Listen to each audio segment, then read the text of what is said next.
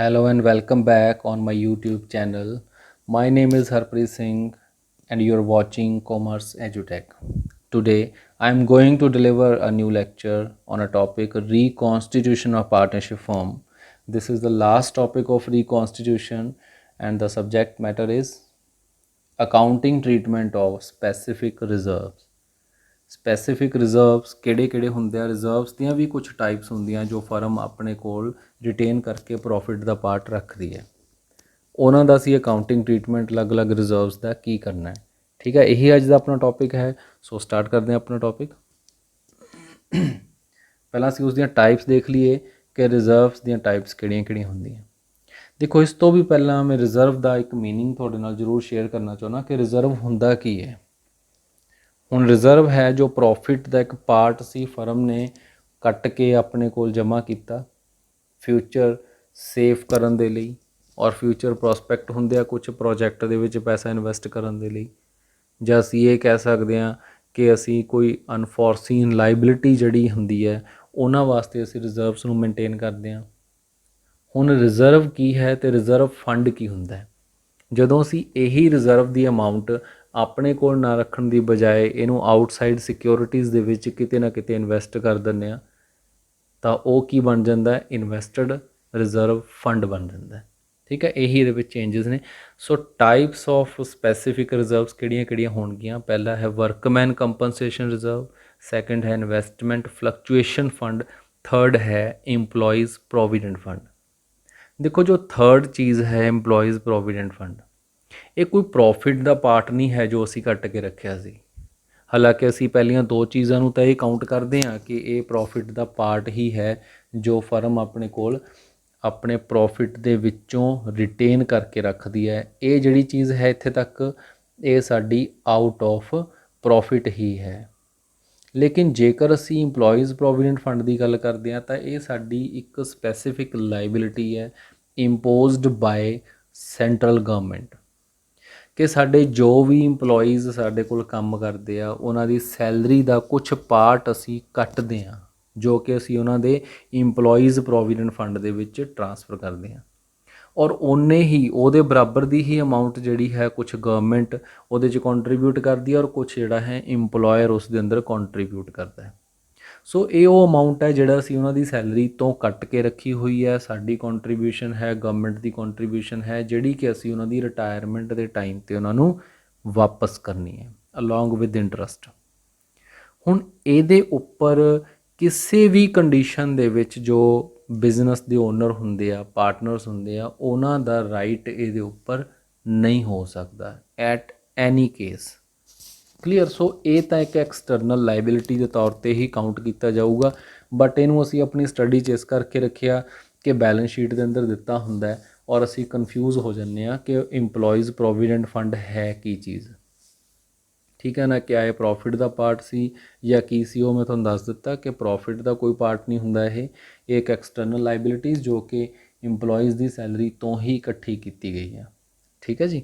ਸੋ start ਕਰਦੇ ਹਾਂ ਆਪਾਂ ਇਹਨਾਂ ਨੂੰ ਅੱਜ। ਸਾਡਾ ਫਸਟ ਰਿਜ਼ਰਵ ਹੈ ਵਰਕਮੈਨ ਕੰਪਨਸੇਸ਼ਨ ਰਿਜ਼ਰਵ। ਹੁਣ ਦੇਖੋ, ਆਪਣੇ ਨਾਮ ਦੇ ਨਾਲ ਹੀ ਆ, ਵਰਕਮੈਨ ਨੂੰ ਕੰਪਨਸੇਟ ਕਰਨ ਦੇ ਲਈ ਜਿਹੜਾ ਰਿਜ਼ਰਵ ਅਸੀਂ ਪ੍ਰੋਫਿਟ 'ਚੋਂ ਕ੍ਰੀਏਟ ਕੀਤਾ। ਰਿਜ਼ਰਵ ਵਿਚ is create out of profit to compensate the worker due to any accident or their termination from job before the due date. ਕਈ ਵਾਰ ਹੁੰਦਾ ਕਿ ਕਿਸੇ ਇੰਪਲੋਈ ਦੀ ਡਿਊ ਡੇਟ ਜਿਹੜੀ ਹੈ ਉਹਦੀ ਸੈਲਰੀ ਦੀ ਜਾਂ ਉਹਦੀ ਜੋਬ ਦੀ ਉਹ ਹਜੇ ਕਾਫੀ ਦੂਰ ਹੈ, ਅਸੀਂ ਉਹਨੂੰ 5 ਸਾਲਾਂ ਵਾਸਤੇ ਰੱਖਿਆ ਸੀ, ਲੇਕਿਨ ਅਸੀਂ ਉਹਨੂੰ ਟਾਈਮ ਤੋਂ ਪਹਿਲਾਂ ਜਿਹੜਾ ਹੈ ਟਰਮੀਨੇਟ ਕਰ ਰਹੇ ਹਾਂ, ਜਾਂ ਅਸੀਂ ਉਹਨੂੰ ਨੋਟਿਸ ਦਿੱਤੇ ਬਿਨਾਂ ਟਰਮੀਨੇਟ ਕਰ ਰਹੇ ਹਾਂ ਉਸਦੀਆਂ ਸਰਵਿਸਿਜ਼ ਨੂੰ, ਤਾਂ ਸਾਨੂੰ ਉਸਨੂੰ ਕੁਛ ਅਮਾਊਂਟ ਦੇ ਕੇ ਭੇਜਣਾ ਪੈਂਦਾ ਹੈ। ਠੀਕ ਹੈ ਜੀ। ਸੋ ਉਸ ਨੂੰ ਅਸੀਂ ਬੋਲਦੇ ਹਾਂ ਕੰਪਨਸੇਸ਼ਨ। ਐਸੇ ਤਰ੍ਹਾਂ ਕਿਸੇ ਇੰਪਲੋਈ ਦਾ ਜਦੋਂ ਕੋਈ ਐਕਸੀਡੈਂਟ ਹੋ ਜਾਂਦਾ ਔਨ ਜੋਬ ਤਾਂ ਉਸ ਨੂੰ ਵੀ ਸਾਨੂੰ ਕੰਪਨਸੇਟ ਕਰਨਾ ਪੈਂਦਾ। ਸੋ ਇਸ ਕੰਪਨਸੇਸ਼ਨ ਦੇ ਲਈ ਫਰਮ ਜਿਹੜੀ ਹੈ ਪ੍ਰੋਫਿਟ ਦੇ ਵਿੱਚੋਂ ਇੱਕ ਪਾਰਟ ਆਪਣੇ ਕੋਲ ਜਮ੍ਹਾਂ ਕਰਕੇ ਰੱਖਦੀ ਹੈ। ਸੋ ਇਹਦਾ ਅਸੀਂ ਟਰੀਟਮੈਂਟ ਜਿਹੜਾ ਹੈ ਉਹ ਕਿਵੇਂ ਕਰਨਾ ਹੈ। If there is no liability against the reserve. ਹੁਣ ਰਿਜ਼ਰਵ ਅਸੀਂ ਕ੍ਰੀਏਟ ਕੀਤਾ ਔਰ ਬੈਲੈਂਸ ਸ਼ੀਟ 'ਚ ਰੱਖ ਲਿਆ।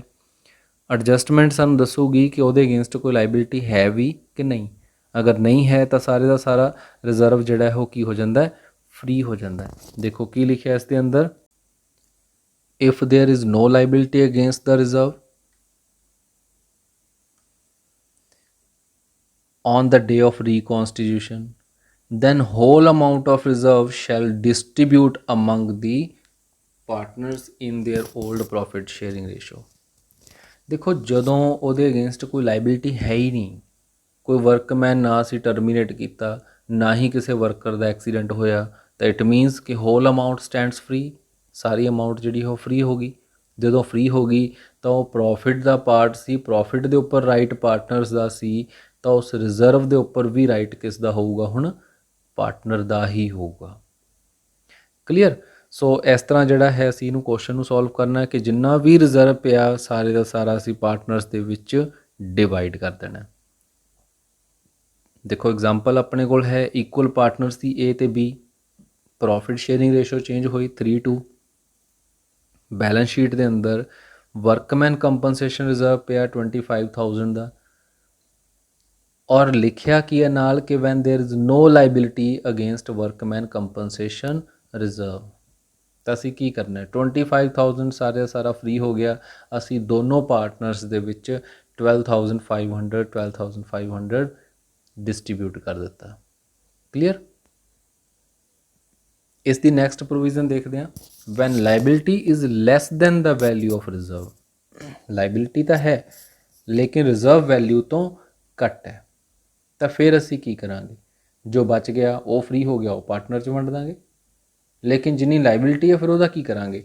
ਸੋ ਇਹਦੇ ਲਈ ਅਸੀਂ ਕੀ ਕਰਨਾ, ਦੇਖੋ ਇਫ ਅਮਾਊਂਟ ਆਫ ਲਾਇਬਿਲਿਟੀ ਜੋ ਇਨਕਰਡ ਹੋਈ ਹੈ is less than the value of reserve, then remaining unclaimed amount of reserve shall distribute among the partners। पहला तो यह हो गया कि जो अनक्लेम्ड है, जो पिछे अमाउंट बच गई लाइबिलिटी तो बिना, वो असी पार्टनर ओल्ड रेशो के विच डिवाइड कर देंगे।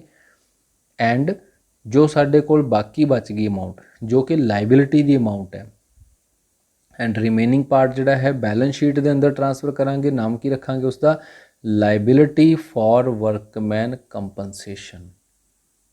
ठीक है जी। सो क्लेम फॉर कंपनसेशन भी लिख सकते हो, कोई भी नाम तुसी उसका दे सकते हो। जिमें क्वेश्चन दे विच अपने कोल सेम है कि पुरानी रेशो इक्वल है, नवी 3:2 की रेशो है।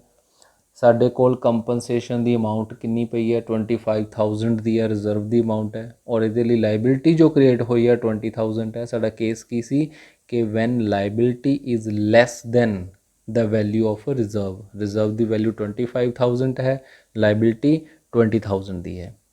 ਹੁਣ देखो इत्थे अमाउंट पिछे बची किन्नी, 5,000 रुपये का जिहड़ा रिजर्व है वो फ्री हो गया, और वो रिजर्व असी पार्टनर दे विच इक्वल रेशो दे विच वंड दिता, that is 2500 each. Old ratio दे विच वंडिया गया, और जो नवी बैलेंस शीट बनेगी उस दे अंदर साडा जो रिजर्व है उस दी अमाउंट की आएगी, लाइबिलिटी फॉर वर्कमैन कंपनसेशन 20,000 असी लिख दांगे। क्लीयर। ਹੁਣ ਨੈਕਸਟ ਸਾਡਾ ਹੈ ਇਹਦੇ ਅੰਦਰ ਕਿ when liability against reserve is greater than the value of reserve. ਹੁਣ ਕੀ ਸੀ, ਸਾਡਾ ਰਿਜ਼ਰਵ 25,000 ਦਾ ਸੀ, ਬਟ ਜੋ ਲਾਇਬਿਲਿਟੀ ਹੈ ਉਹ 28,000 ਦੀ ਹੈ। ਦੇਖੋ ਸਾਡਾ ਰਿਜ਼ਰਵ 25 ਦਾ ਹੈ ਔਰ ਸਾਡੀ ਲਾਇਬਿਲਿਟੀ ਅਗੇਂਸਟ ਕਿੰਨੀ ਬਣੀ ਹੈ, 28,000 ਦੀ ਹੈ। ਇੱਥੇ ਸਾਨੂੰ ਹੁਣ 3,000 ਦੀ ਲਾਇਬਿਲਿਟੀ ਐਕਸੈਸ ਪੈ ਗਈ। ਹੁਣ ਅਸੀਂ ਇਸ ਕੇਸ 'ਚ ਕੀ ਕਰਨਾ ਹੈ, ਇਨਕਰੀਜ਼ਡ ਵੈਲਿਊ, ਜਿੰਨੀ ਵੈਲਿਊ ਵੱਧ ਜਾਂਦੀ ਹੈ ਸਾਡੇ ਰਿਜ਼ਰਵ ਤੋਂ ਲਾਇਬਿਲਿਟੀ ਦੀ, ਉਸ ਨੂੰ ਅਸੀਂ ਟਰਾਂਸਫਰ ਕਰ ਦਿੰਦੇ ਹਾਂ ਰੀਵੈਲਿਊਏਸ਼ਨ ਅਕਾਊਂਟ ਦੇ ਅੰਦਰ, and the total amount of liability ਜਿੰਨੀ ਵੀ ਬਣੀ ਹੈ shall transfer to balance sheet. Liability side 'ਤੇ ਟਰਾਂਸਫਰ ਹੋ ਜਾਂਦੀ ਹੈ। ਦੇਖੋ ਹੁਣ ਇਸ ਕੇਸ ਦੇ ਵਿੱਚ ਰਿਜ਼ਰਵ ਫ੍ਰੀ ਬਚਿਆ ਹੀ ਨਹੀਂ, ਸੋ ਪਾਰਟਨਰ ਨੂੰ ਕੁਛ ਵੀ ਨਹੀਂ ਦਿੱਤਾ ਜਾਊਗਾ। ਕਲੀਅਰ।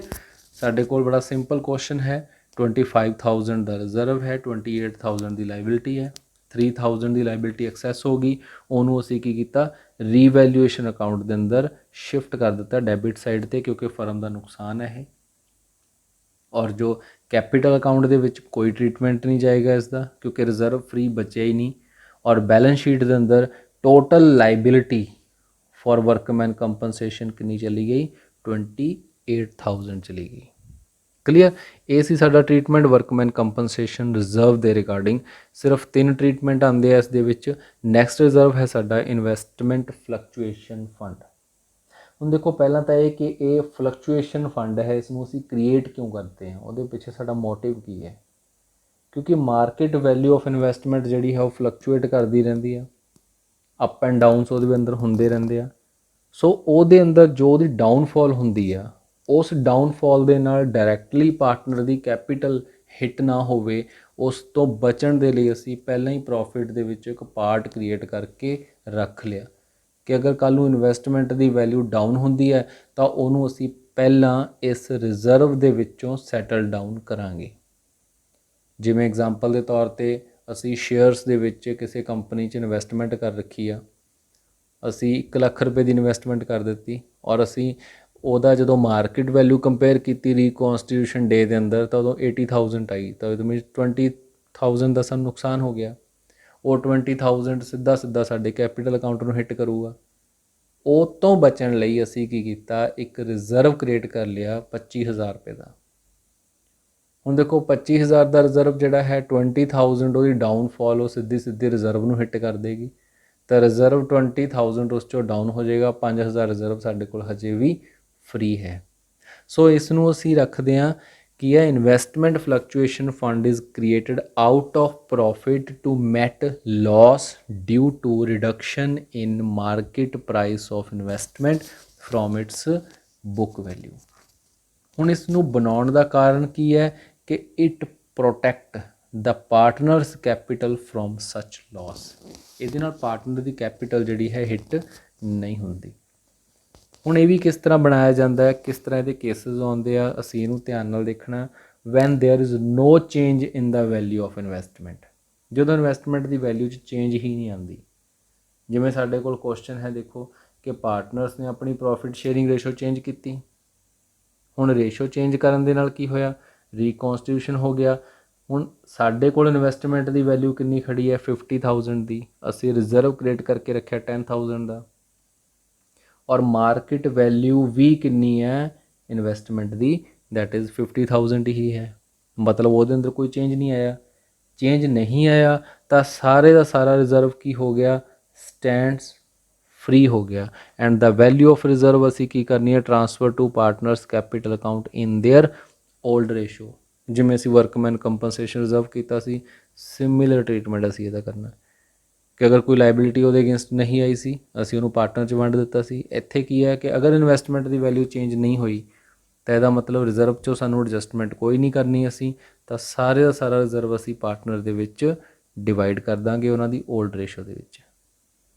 ਤਾਂ ਅਸੀਂ ਕੈਪੀਟਲ ਅਕਾਊਂਟ ਕਿਸ ਤਰ੍ਹਾਂ ਬਣਾਵਾਂਗੇ ਕਿ ਜੋ ਸਾਡਾ ਰਿਜ਼ਰਵ ਸੀ 10,000 ਅਸੀਂ ਪਾਰਟਨਰ ਦੇ ਵਿੱਚ 5,000 ਡਿਵਾਈਡ ਕਰ ਦਿੱਤਾ, ਔਰ ਸਾਡੀ ਨਵੀਂ ਬੈਲੈਂਸ ਸ਼ੀਟ ਦੇ ਅੰਦਰ ਸਾਡੀ ਜੋ ਇਨਵੈਸਟਮੈਂਟ ਦੀ ਵੈਲਿਊ ਹੈ ਉਹ ਸੇਮ ਹੀ ਸਟੈਂਡ ਕਰੂਗੀ 50,000 ਜੋ ਕਿ ਉੱਪਰ ਸਟੈਂਡ ਕਰ ਰਹੀ ਸੀ, ਉਹਦੇ 'ਚ ਕੋਈ ਚੇਂਜ ਨਹੀਂ ਆਏਗੀ। ਕਲੀਅਰ। ਨੈਕਸਟ ਹੈ case number 2, when market value of investment is more than the book value. ਜਦੋਂ ਕਿ ਸਾਡੀ ਮਾਰਕੀਟ ਵੈਲਿਊ ਸਾਡੀ ਬੁੱਕ ਵੈਲਿਊ ਤੋਂ ਵੱਧ ਜਾਂਦੀ ਹੈ। ਦੇਖੋ ਲੋਸ ਤਾਂ ਨਹੀਂ ਹੋਇਆ, ਸਾਡੇ ਰਿਜ਼ਰਵ ਦੇ ਵਿੱਚੋਂ ਇੱਥੋਂ ਕੁਛ ਵੀ ਐਡਜਸਟ ਨਹੀਂ ਹੋਏਗਾ। ਇਨ ਦਿਸ ਕੇਸ ਰਿਜ਼ਰਵ ਜਿਹੜਾ ਹੈ ਸਾਡਾ ਉਹ ਵੀ ਹੁਣ ਫ੍ਰੀ ਹੋ ਗਿਆ, ਉਹ 'ਚੋਂ ਅਸੀਂ ਕੋਈ ਐਡਜਸਟਮੈਂਟ ਨਹੀਂ ਕਰਨੀ। ਸੋ ਉਹਨੂੰ ਅਸੀਂ ਫਿਰ ਉਹੀ ਟਰੀਟਮੈਂਟ ਲੈਣਾ ਕਿ ਪਾਰਟਨਰ ਦੇ ਕੈਪੀਟਲ ਅਕਾਊਂਟ ਦੇ ਵਿੱਚ ਅਸੀਂ ਉਸ ਨੂੰ ਟ੍ਰਾਂਸਫਰ ਕਰ ਦੇਣਾ। ਔਰ ਜੋ ਇਨਵੈਸਟਮੈਂਟ ਦੀ ਵੈਲਿਊ ਵਧੀ ਹੈ, ਉਹ ਵਧਿਆ ਹੋਇਆ ਇਨਕਰੀਜ਼ਡ ਪਾਰਟ ਜਿਹੜਾ ਹੈ ਉਹ ਸਾਡੇ ਰੀਵੈਲਿਊਸ਼ਨ ਅਕਾਊਂਟ 'ਚ ਸ਼ਿਫਟ ਹੋ ਜਾਏਗਾ। ਦੇਖੋ ਕਿਵੇਂ ਕਰਨਾ ਸੀ, ਸਾਡੀ ਬੈਲੈਂਸ ਸ਼ੀਟ ਹੈ 10,000 ਦਾ ਸਾਡੇ ਕੋਲ ਰਿਜ਼ਰਵ ਸਟੈਂਡ ਕਰਦਾ ਹੈ, ਔਰ ਸਾਡੀ ਇਨਵੈਸਟਮੈਂਟ ਜੋ ਹੈ ਇਹ 50,000 ਦੀ ਹੈ, ਔਰ ਇਸ ਦੀ ਮਾਰਕੀਟ ਵੈਲਿਊ 55,000 ਦੀ ਹੈ। ਰੀਵੈਲਿਊਸ਼ਨ ਅਕਾਊਂਟ 'ਚ ਕੀ ਜਾਏਗਾ, ਕਿਉਂਕਿ ਹੁਣ ਮਾਰਕੀਟ ਵੈਲਿਊ ਸਾਡੀ 55 ਦੀ ਹੋ ਗਈ, ਸੋ ਐਸੈਟ ਸਾਡੀ ਇੱਥੇ 5,000 ਦੀ ਵੱਧ ਗਈ, ਉਹ ਸਾਡਾ ਫਾਇਦਾ ਹੋ ਗਿਆ, ਅਸੀਂ ਰਿਕਾਰਡ ਕਰ ਲਿਆ। ਔਰ ਸਾਡਾ ਜੋ ਰਿਜ਼ਰਵ ਸੀ ਇਹ ਸਾਰਾ ਫ੍ਰੀ ਹੋ ਗਿਆ। ਅਸੀਂ ਪਾਰਟਨਰਸ ਦੇ ਕੈਪੀਟਲ ਅਕਾਊਂਟ ਦੇ ਵਿੱਚ ਅਸੀਂ ਇਸ ਨੂੰ ਪਾਰਟਨਰ ਦੇ ਵਿੱਚ ਇਕੁਅਲੀ ਡਿਵਾਈਡ ਕਰ ਦਿੱਤਾ, ਔਰ ਜੋ ਵਧਿਆ ਹੋਇਆ ਪਾਰਟ ਸੀ ਇਨਵੈਸਟਮੈਂਟ ਦਾ ਸਾਰਾ ਹੀ ਅਸੀਂ ਨਵੀਂ ਬੈਲੈਂਸ ਸ਼ੀਟ ਦੇ ਵਿੱਚ ਸ਼ਿਫਟ ਕਰ ਦਿੱਤਾ। ਕਲੀਅਰ। ਨੈਕਸਟ ਹੈ ਸਾਡਾ case number 3, when market value of investment is less than the book value but reduce up to the value of reserve.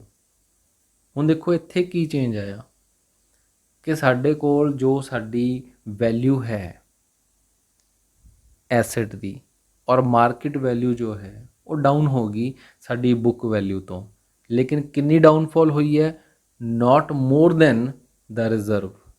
ਹੁਣ ਦੇਖੋ ਇਸ ਨੂੰ ਅਸੀਂ ਡਾਇਰੈਕਟ ਇੱਕ ਐਗਜ਼ਾਮਪਲ 'ਚ ਦੇਖਦੇ ਹਾਂ ਕਿ ਸਾਡੇ ਕੋਲ 50,000 ਦੀ ਉਸ ਦੀ ਬੁੱਕ ਵੈਲਿਊ ਹੈ ਸਾਡੀ, ਲੇਕਿਨ ਮਾਰਕੀਟ ਵੈਲਿਊ ਜੋ ਹੈ ਉਹ 45,000 ਦੀ ਰਹਿ ਗਈ। ਕਿੰਨਾ ਡਾਊਨਫਾਲ ਹੋ ਰਿਹਾ ਇੱਥੇ 5,000 ਦਾ, ਸਾਡੇ ਕੋਲ ਰਿਜ਼ਰਵ ਕਿੰਨਾ ਹੈ 10,000, ਮਤਲਬ ਡਾਊਨਫਾਲ ਸਾਡੇ ਰਿਜ਼ਰਵ ਤੋਂ ਘੱਟ ਹੋਇਆ। ਤਾਂ ਸਾਡਾ ਕੁਐਸਚਨ ਫਿਰ ਟ੍ਰੀਟਮੈਂਟ ਕੀ ਰਹਿ ਗਿਆ ਸਾਡਾ ਕਿ ਇਸ ਵੈਲਿਊ ਨੂੰ ਅਸੀਂ ਉਠਾ ਕੇ ਨਵੀਂ ਬੈਲੈਂਸ ਸ਼ੀਟ 'ਚ ਸ਼ਿਫਟ ਕਰ ਦਾਂਗੇ ਔਰ ਜੋ ਸਾਡੇ ਰਿਜ਼ਰਵ ਦੇ ਵਿੱਚੋਂ ਇਹ ਜੋ ਡਾਊਨਫਾਲ ਹੋਈ ਹੈ ਉਸ ਨੂੰ ਐਡਜਸਟ ਕਰਨ ਤੋਂ ਬਾਅਦ ਜੋ ਬਚੂਗਾ 5,000 ਉਹ ਅਸੀਂ ਪਾਰਟਨਰਸ ਦੇ ਕੈਪੀਟਲ ਅਕਾਊਂਟ ਦੇ ਵਿੱਚ ਡਿਵਾਈਡ ਕਰ ਦਾਂਗੇ ਇਨ their old profit sharing ratio. Clear. Next ਸਾਡੇ ਕੋਲ ਕੇਸ ਆ ਜਾਂਦਾ ਹੈ, ਇਸ ਕੇਸ ਨੂੰ ਅਸੀਂ ਇੱਕ ਹੋਰ ਤਰੀਕੇ ਨਾਲ ਵੀ ਹੈਂਡਲ ਕਰਦੇ ਹਾਂ, ਉਹ ਅਸੀਂ ਐਵੇਂ ਹੀ ਦੇਖ ਲੈਂਦੇ ਹਾਂ ਕਿ ਅਗਰ ਅਜ਼ਿਊਮ ਕਰੀਏ ਕਿ ਸਾਡੀ ਜੋ market value investment the is ਲੈਸ ਅਤੇ ਰਿਡਕਸ਼ਨ ਜਿਹੜੀ ਹੈ ਉਹ ਮੋਰ ਦੈਨ ਦਾ ਰਿਜ਼ਰਵ ਹੋ ਜਾਂਦੀ ਹੈ, ਤਾਂ ਉੱਥੇ ਅਸੀਂ ਇਸ ਨੂੰ ਕਿਵੇਂ ਹੈਂਡਲ ਕਰਾਂਗੇ। ਦੇਖੋ ਪਹਿਲਾਂ ਤਾਂ ਅਸੀਂ ਇਸ ਨੂੰ ਦੇਖਣਾ ਹੈ ਕਿ ਸਾਡੇ ਕੋਲ ਵੈਲਿਊ ਕਿੰਨੀ ਖੜੀ ਸੀ 50,000 ਦੀ, ਲੇਕਿਨ ਜੋ ਮਾਰਕੀਟ ਵੈਲਿਊ ਹੈ ਉਹ ਕਿੰਨੀ ਹੈ 35,000 ਦੀ। ਜੇਕਰ ਇਹਦੇ ਵਿੱਚ ਅਸੀਂ ਡਿਫਰੈਂਸ ਕਾਊਂਟ ਕਰੀਏ ਤਾਂ ਸਾਡੇ ਕੋਲ ਕਿੰਨਾ ਡਿਫਰੈਂਸ ਹੈ ਜਿਹੜਾ ਡਾਊਨਫਾਲ ਦੇ ਵਿੱਚ ਆ ਗਿਆ, ਦੈਟ ਇਜ਼ 15,000 ਦਾ ਸਾਡੇ ਕੋਲ ਡਿਫਰੈਂਸ ਆ ਜਾਂਦਾ ਹੈ। ਔਰ ਇਹ ਜੋ 15,000 ਦਾ ਸਾਡਾ ਡਿਫਰੈਂਸ ਹੈ ਇਹ ਦੇਖੋ ਹੁਣ ਸਾਡੇ ਕੋਲ ਰਿਜ਼ਰਵ ਦੀ ਵੈਲਿਊ ਕਿੰਨੀ ਹੈ 10,000 ਔਰ ਸਾਡਾ ਡਾਊਨਫਾਲ ਰਿਜ਼ਰਵ ਤੋਂ ਜ਼ਿਆਦਾ ਹੋ ਗਿਆ। ਹੁਣ ਸਾਨੂੰ ਕੀ ਓਪਨ ਕਰਨਾ ਪਊਗਾ ਰੀਵੈਲਿਊਏਸ਼ਨ ਅਕਾਊਂਟ, ਕਿਉਂਕਿ ਸਾਡੀ ਐਸੈਟ ਦੀ ਵੈਲਿਊ ਹੁਣ ਜ਼ਿਆਦਾ ਘਟ ਗਈ। ਤਾਂ ਰਿਜ਼ਰਵ ਸੈਟਲ ਕਰਨ ਤੋਂ ਬਾਅਦ ਜਿੰਨੀ ਡਾਊਨਫਾਲ ਹੋਰ ਬਚਦੀ ਹੈ ਦੈਟ ਇਜ਼ 5,000 ਉਹ ਅਸੀਂ ਕੀ ਕਰਾਂਗੇ ਰੀਵੈਲਿਊਏਸ਼ਨ ਅਕਾਊਂਟ 'ਚ ਡੈਬਿਟ ਸਾਈਡ 'ਤੇ ਰੱਖ ਦਾਂਗੇ। ਰਿਜ਼ਰਵ ਹੁਣ ਇੱਥੇ ਬਿਲਕੁਲ ਫ੍ਰੀ ਨਹੀਂ ਹੈਗਾ ਤਾਂ ਕੈਪੀਟਲ ਅਕਾਊਂਟ 'ਚ ਕੁਝ ਵੀ ਨਹੀਂ ਜਾਊਗਾ ਔਰ ਨਵੀਂ ਬੈਲੈਂਸ ਸ਼ੀਟ ਦੇ ਵਿੱਚ ਜੋ ਸਾਡੀ ਨਵੀਂ ਮਾਰਕੀਟ ਵੈਲਿਊ ਐਸੈਟ ਦੀ ਆਈ ਹੈ ਉਸ ਨੂੰ ਅਸੀਂ ਸ਼ਿਫਟ ਕਰ ਦਾਂਗੇ। ਕਲੀਅਰ ਜੀ। ਐਨੀ ਪ੍ਰੋਫਿਟ ਔਰ ਲਾਸ ਜੋ ਵੀ ਰੀਵੈਲਿਊਏਸ਼ਨ 'ਚੋਂ ਬਚੂਗਾ ਉਹ ਅਸੀਂ ਪਾਰਟਨਰ ਦੇ ਵਿੱਚ ਓਲਡ ਪ੍ਰੋਫਿਟ ਸ਼ੇਅਰਿੰਗ ਰੇਸ਼ੋ 'ਚ ਵੰਡ ਦਿੰਦੇ ਹਾਂ, ਉਹ ਅਸੀਂ ਆਲਰੇਡੀ ਡਿਸਕਸ ਕਰ ਚੁੱਕੇ। ਕਲੀਅਰ। ਲਾਸਟ ਸਾਡਾ ਇਸ ਦਾ ਟੌਪਿਕ ਆ ਗਿਆ ਹੁਣ ਇੰਪਲੋਈਜ਼ ਪ੍ਰੋਵੀਡੈਂਟ ਫੰਡ ਦੇ ਬਾਰੇ ਕਿ ਇਹਦਾ ਅਸੀਂ ਕੀ ਕਰਨਾ ਹੈ। ਦੇਖੋ ਅਸੀਂ ਪਹਿਲਾਂ ਹੀ ਗੱਲ ਕੀਤੀ ਕਿ ਇੰਪਲੋਈਜ਼ ਪ੍ਰੋਵੀਡੈਂਟ ਫੰਡ ਜਿਹੜਾ ਹੈ ਇੱਕ ਐਕਸਟਰਨਲ ਲਾਇਬਿਲਿਟੀ ਹੈ ਫਰਮ ਦੇ ਲਈ, hence it will not distribute among the partner. Following cases ਜਿਹੜੇ ਹੈ ਉਹ ਪ੍ਰੋਵੀਡੈਂਟ ਫੰਡ ਦੇ ਹੋ ਸਕਦੇ ਆ, ਕਿਹੜੇ ਕਿਹੜੇ, ਅਗਰ ਇਹਦੇ ਅਗੇਂਸਟ ਕੋਈ ਲਾਇਬਿਲਿਟੀ ਨਹੀਂ ਹੈ, ਕੁਛ ਵੀ ਨਹੀਂ ਦਿੱਤਾ ਹੋਇਆ, ਤਾਂ whole amount of provident fund ਜਿਹੜਾ ਹੈ shall transfer to balance sheet as it is transfer ਹੋ ਜਾਏਗਾ ਅਗਰ ਇਹਦੇ ਅਗੇਂਸਟ ਕੋਈ ਲਾਇਬਿਲਿਟੀ ਨਹੀਂ ਹੈ। ਤਾਂ ਅਗਰ ਇਹਦੀ ਲਾਇਬਿਲਿਟੀ ਜ਼ਿਆਦਾ ਹੁੰਦੀ ਹੈ ਤਾਂ ਸਾਨੂੰ ਕੀ ਹੈ ਜਿੰਨੀ ਲਾਇਬਿਲਿਟੀ ਸਾਡੀ ਵਧੂਗੀ ਉਹ ਸਾਨੂੰ ਰੀਵੈਲਿਊਏਸ਼ਨ ਅਕਾਊਂਟ ਦੇ ਥਰੂ ਲੈ ਕੇ ਜਾਣੀ ਪਊਗੀ। If liability incurred more than the amount of provident fund, excess amount ਜਿਹੜਾ ਲਾਇਬਿਲਿਟੀ ਦਾ ਹੈ ਟਰਾਂਸਫਰ ਕਰੋ ਰੀਵੈਲਿਊਏਸ਼ਨ ਅਕਾਊਂਟ 'ਚ, ਟੋਟਲ ਅਮਾਊਂਟ ਆਫ ਲਾਇਬਿਲਿਟੀ ਜਿੰਨੀ ਐਕਸੈਸ ਹੋਈ ਆ ਉਹ ਵੀ ਇਕੱਠੀ ਕਰਕੇ ਅਸੀਂ ਬੈਲੈਂਸ ਸ਼ੀਟ 'ਚ ਟਰਾਂਸਫਰ ਕਰ ਦਾਂਗੇ। ਸੋ ਜਿਹੜਾ ਇਹਦਾ ਕੇਸ ਆਉਂਦਾ ਕਿ ਕਿਤੇ ਲਾਇਬਿਲਿਟੀ ਘਟ ਜਾਵੇ ਇਹ ਨਹੀਂ ਆਉਂਦਾ, ਕਿਉਂਕਿ ਅਸੀਂ ਆਲਰੇਡੀ ਇੰਪਲੋਈਜ਼ ਦਾ ਜਿਹੜਾ ਹੈ ਉਹ ਪਾਰਟ ਕੱਟ ਕੇ ਰੱਖਿਆ ਹੋਇਆ, ਖੁਦ ਦਾ ਕੰਟਰੀਬਿਊਸ਼ਨ ਗਵਰਨਮੈਂਟ ਦਾ ਕੰਟਰੀਬਿਊਸ਼ਨ ਉੱਥੇ ਰੱਖਿਆ ਹੋਇਆ। ਸੋ ਇਹ ਨਹੀਂ ਹੋ ਸਕਦਾ ਕਿ ਕੱਲ੍ਹ ਨੂੰ ਇਹ ਲਾਇਬਿਲਿਟੀ ਹੀ ਘਟ ਜਾਵੇ ਸਾਡੀ, ਇਹਦੇ chances rare to rare chances ਹੈ ਇਹਦੇ। ਠੀਕ ਹੈ ਜੀ। ਸੋ ਇਸ ਦਾ ਅਸੀਂ ਟਰੀਟਮੈਂਟ ਕੀ ਕਰਦੇ ਹਾਂ, ਇਸ ਨੂੰ ਅਸੀਂ ਡਾਇਰੈਕਟ ਬੈਲੈਂਸ ਸ਼ੀਟ ਦੇ ਅੰਦਰ ਸ਼ਿਫਟ ਕਰ ਦਿੰਦੇ ਹਾਂ। ਇਸ ਤੋਂ ਬਿਨਾਂ ਸਾਡੇ ਕੋਲ ਕੁਛ ਆਈਟਮਸ ਸਾਡੀ ਬੈਲੈਂਸ ਸ਼ੀਟ ਦੇ ਅੰਦਰ ਨਜ਼ਰ ਆ ਸਕਦੀਆਂ ਨੇ, ਉਹ ਕੀ ਹੈ ਡੈਫਰਡ ਰੈਵਨਿਊ ਐਕਸਪੈਂਡੀਚਰ, ਜਿਸ ਨੂੰ ਅਸੀਂ ਫਿਕਟੀਸ਼ੀਅਸ ਐਸੈਟਸ ਵੀ ਕਹਿ ਦਿੰਦੇ ਹਾਂ। ਹੁਣ ਉਹ ਕਿਹੜੀਆਂ ਕਿਹੜੀਆਂ ਐਸੈਟਸ ਹੋਣਗੀਆਂ, ਲਾਈਕ ਸਾਡੇ ਕੋਲ ਦੇਖੋ ਇੱਥੇ ਅਸੀਂ ਲਿਖਿਆ ਸਸਪੈਂਸ ਅਕਾਊਂਟ ਹੋ ਸਕਦਾ ਹੈ, ਐਡਵਰਟਾਈਜ਼ਮੈਂਟ ਅਕਾਊਂਟ ਹੋ ਸਕਦਾ ਹੈ, ਪ੍ਰੋਫਿਟ ਐਂਡ ਲਾਸ ਅਕਾਊਂਟ ਦਾ ਲਾਸ ਬੈਲੈਂਸ ਹੋ ਸਕਦਾ ਹੈ। ਇਹਨਾਂ ਦਾ ਅਸੀਂ ਕੀ ਟਰੀਟਮੈਂਟ ਕਰਨਾ ਹੈ, ਕਿਉਂਕਿ ਜਦੋਂ ਰੀਕਨਸਟੀਟਿਊਸ਼ਨ ਹੋਈ ਤਾਂ ਇਹ ਨਿਊ ਬੈਲੈਂਸ ਸ਼ੀਟ ਦੇ ਅੰਦਰ ਟਰਾਂਸਫਰ ਨਹੀਂ ਹੋਣਗੇ, ਸਾਨੂੰ ਅੱਜ ਹੀ ਇਹਨਾਂ ਨੂੰ ਖ਼ਤਮ ਕਰਨਾ ਪਏਗਾ। ਅਪੀਅਰ ਕਰਦੇ ਆ ਜੋ ਕਿ ਆਲਰੇਡੀ ਬੈਲੈਂਸ ਸ਼ੀਟ ਦੇ ਅੰਦਰ ਸ਼ੈਲ ਡਿਸਟਰੀਬਿਊਟ ਹੋ ਜਾਣਗੇ among the partners in their old profit sharing ratio at the time of reconstitution of firm. ਤਾਂ ਟਰਾਂਸਫਰ ਕਰਨ ਦੇ ਲਈ ਕੀ ਕਰਨਾ, ਆਪਣੇ ਐਸੈਟ ਹੈ ਸਾਡੀ, ख़त्म ਕਰ ਰਹੇ ਹਾਂ ਇਸ ਨੂੰ, ਕ੍ਰੈਡਿਟ ਕਰ ਦਿਓ ਟੂ ਡੈਫਰਡ ਰੈਵਨਿਊ ਐਕਸਪੈਂਡੀਚਰ ਜਿੰਨੀ ਵੀ ਟਾਈਪ ਦੇ ਹੈਗੇ ਆ ਇਹ, ਔਰ ਡੈਬਿਟ ਕਰਾਂਗੇ ਅਸੀਂ ਪਾਰਟਨਰਸ ਕੈਪੀਟਲ ਅਕਾਊਂਟ ਨੂੰ। Clear. A's capital account debit, B's capital account debit to suspense account, to advertisement account, to profit and loss account, whatever ਇਕੱਠੀ ਅਮਾਊਂਟ ਹੈ ਉਸ ਨੂੰ ਪਾਰਟਨਰ ਦੀ ਓਲਡ ਪ੍ਰੋਫਿਟ ਸ਼ੇਅਰਿੰਗ ਰੇਸ਼ੋ ਵਿੱਚ divide ਕਰ ਦਾਂਗੇ। Clear ਜੀ। ਸੋ ਇਹ ਸਾਡਾ ਇੱਕ ਲਾਸਟ ਕੁਐਸਚਨ ਹੈ, A and B are equal partners. ਇਹ ਕੰਪਰੀਹੈਂਸਿਵ ਕੁਐਸਚਨ ਤਿਆਰ ਕੀਤਾ ਗਿਆ ਤੁਹਾਡੇ ਲਈ। Equal partner in a firm from 1/4/2019 they decide to change the profit sharing ratio to 3:2। ਦੇਖੋ ਚੇਂਜ ਹੋਇਆ, ਪਹਿਲਾਂ ਇਕੁਅਲ ਸੀ ਫਿਰ 3:2 ਦੀ ਰੇਸ਼ੋ ਚਲੇ ਗਏ। ਸਾਡੀ ਬੈਲੈਂਸ ਸ਼ੀਟ 'ਚ ਕੀ ਦਿੱਤਾ ਹੋਇਆ, ਪਲਾਂਟ ਐਂਡ ਮਸ਼ੀਨ ਹੈ, ਲੈਂਡ ਐਂਡ ਬਿਲਡਿੰਗ ਹੈ, ਸਟਾਕ, ਡੈਟਰ।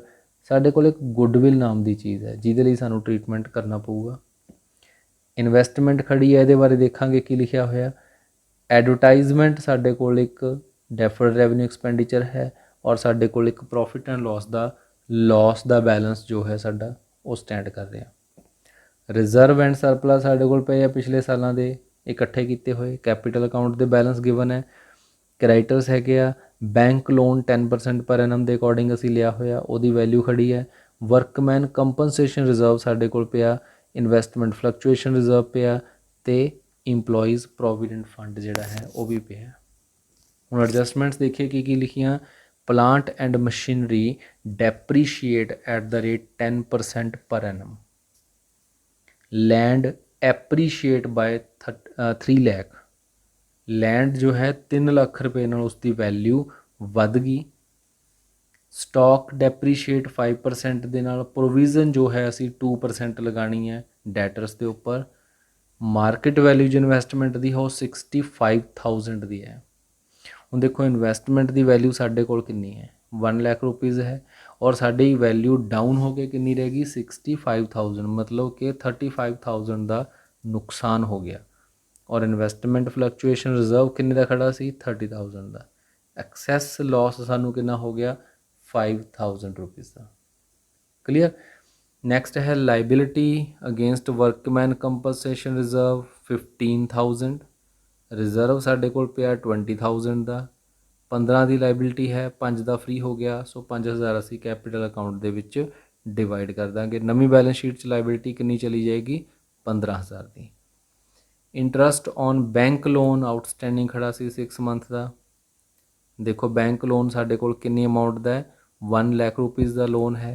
10% ਪਰ ਐਨਮ ਦੇ ਉੱਪਰ ਅਸੀਂ ਲਿਆ ਸੀ, ਤਾਂ 6 ਮਹੀਨਿਆਂ ਦਾ ਅਸੀਂ ਆਊਟਸਟੈਂਡਿੰਗ ਫਾਈਂਡ ਕਰ ਲਾਂਗੇ।